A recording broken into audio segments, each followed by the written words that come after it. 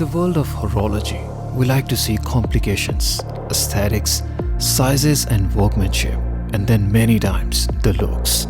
And while the same watch in chronograph may be around for many decades, all it takes is a panda dial for us to fall.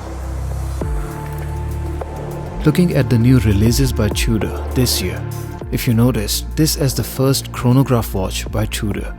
The first chronograph watch by Tudor was unveiled many decades ago, and the year 2020 actually marked the 50th anniversary for Tudor chronograph watches. The interesting part is that while the current production model, being in 41mm, is also a larger size for Black Bay line, the original chronograph model was also bigger watch for the time and was offered in 39mm case size in the times when even Rolex chronograph watch, the Daytona, was also only 37mm in size. The same configuration chrono was then later revived by Tudor in 2010 to mark the 40th anniversary, and we saw the Heritage chrono line in 42mm case size. 7 years down the line, and we saw Tudor chrono in the Black Bay range with steel bezel and slightly thinner case. The 2019 saw the release of two-tone Black Bay chrono, and this year we have panda and reverse panda dials like never before.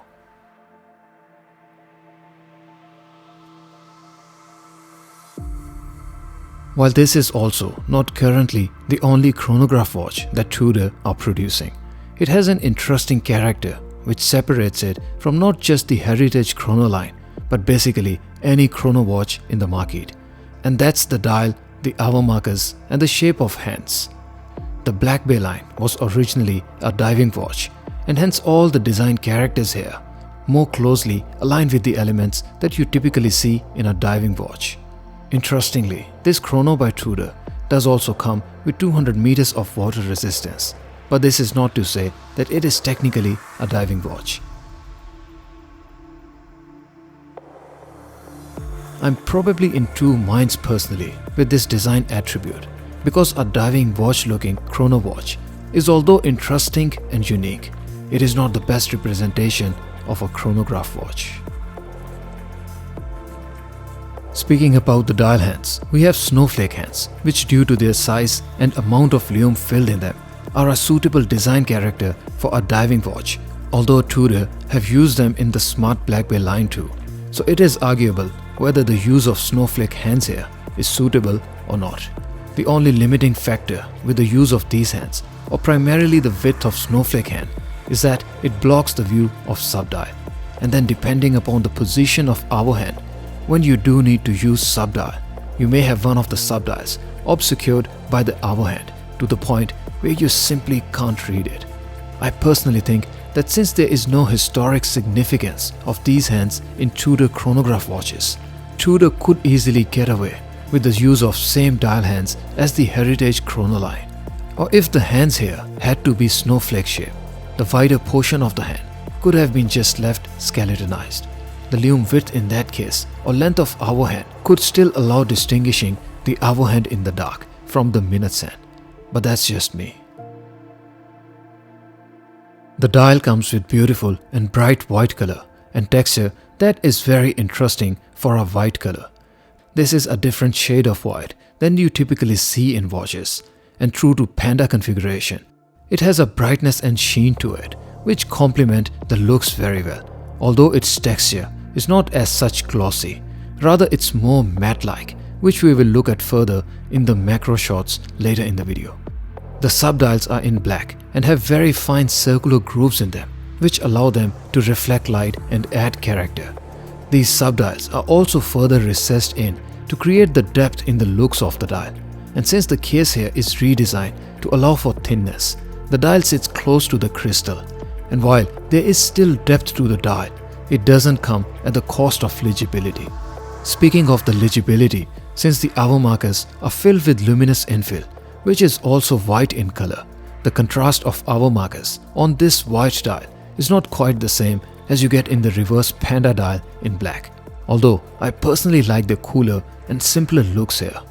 Another important point to note here is that while the dial hands are broad, again since there is no black color in them, The contrast of dial hands with the dial is not the best you would see in Panda configuration chronos, especially in certain lighting conditions. Speaking of the case profile, the case sides come with polished surfaces, and then there's a bevel that continues all the way on the edges of the lugs. True to tool watch characters, the top surfaces of the lugs and also the bracelet are fully brushed, and then the other case side comes with polished treatment again. The crown comes with Tudor flower embossed on it, and it is screwed in to allow the water resistance of 200 meters.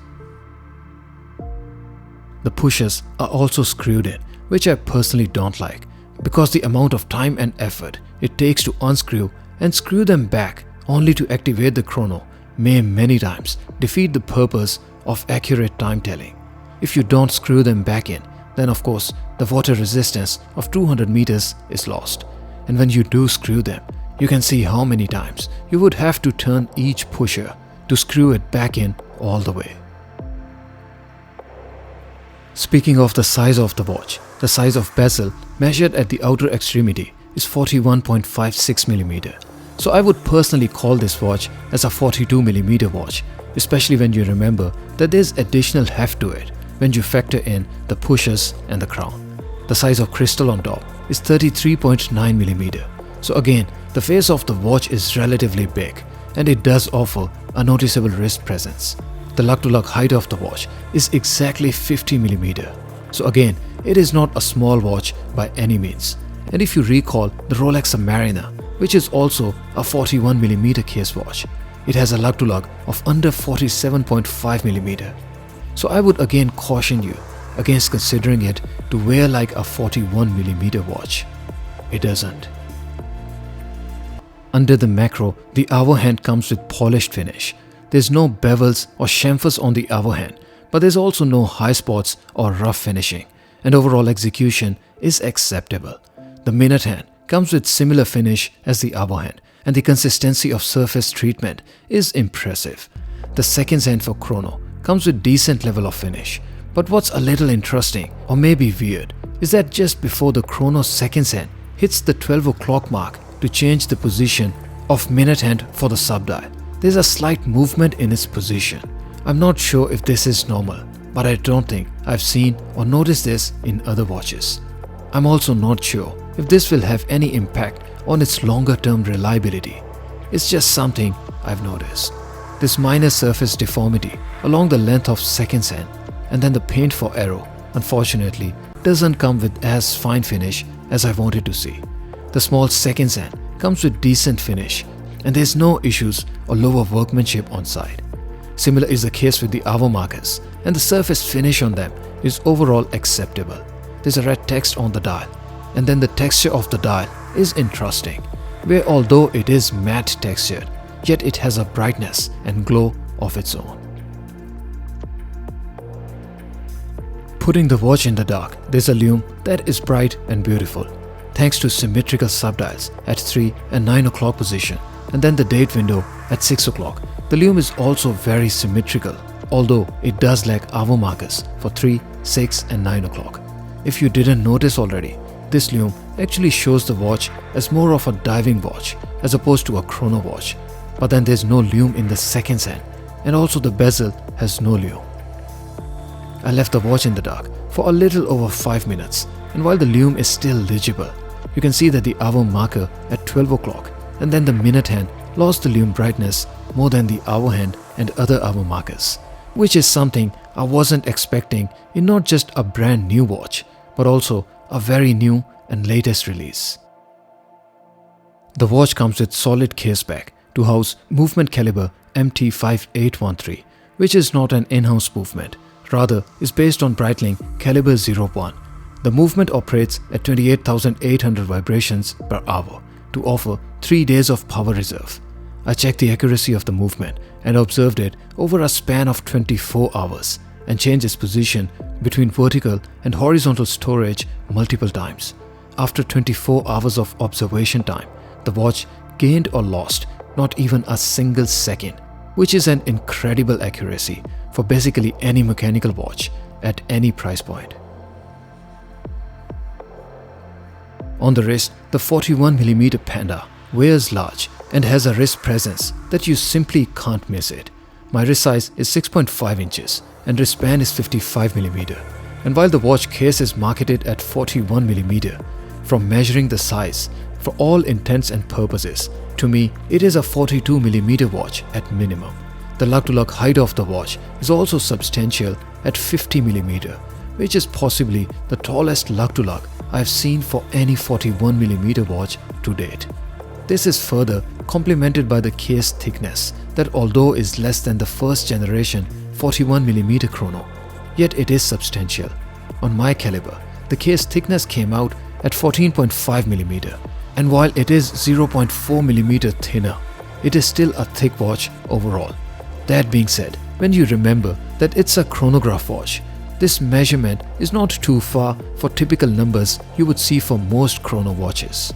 Combining all the dimensions together, the watch does have a wrist presence, and I personally think it is a large watch, and you probably shouldn't consider it if you have a wrist size of less than 6 inches. Due to my wristband, it works fine for me, and as I personally like bigger watches, I do not have any problems wearing it. The 21mm bracelet is all brushed, and so is the clasp, with no polished surfaces on offer. The clasp comes with safety lock, but doesn't have any extension or easy link system on offer, although there are micro adjustments to give that snug fit we all want. Tudor chronograph watches have a history of over 50 years, and this time the new release of 41mm chronograph in the Black Bay line has some very interesting and unique characters. This is arguably the only Panda dial chronograph watch with the looks that are more inspired by a diving watch than a chrono watch. And then there's a lume that may be the brightest for a chrono watch. With the Panda and reverse Panda configuration, Tudor might have just hit a home run. But it does come with its own limitations. The dial hands are wide and block the view for the subdials. The movement isn't in-house. The lume wasn't the most consistent I've seen. And then the size is much larger than what you would typically expect from a 41mm watch. But if you prefer a larger watch, Panda dial, chrono, yet some diving looks, with Tudor Panda on, you might be living the dream.